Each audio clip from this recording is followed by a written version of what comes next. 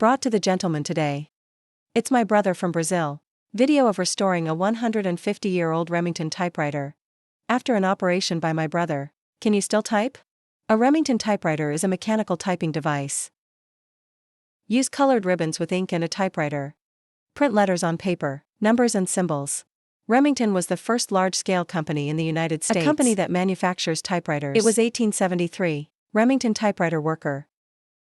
Press secretary. And others need to print doors. When used by professionals, it evolves over time, until it is replaced by a computer. Remington typewriter with QWERTY keyboard. The name QWERTY, from the first line of alphabet keys on the keyboard, the first 6 letters of poor body keyboard. It is currently the most common in the world. Keyboard layout used. This became the standard keyboard for other models. Until now. The keyboard we use, still using this layout. Now, I've always had one little question, though. By the way, why is the keyboard not in accordance with the order of ABCD? In order? Does any grandpa know why? Remember to like and follow after reading it.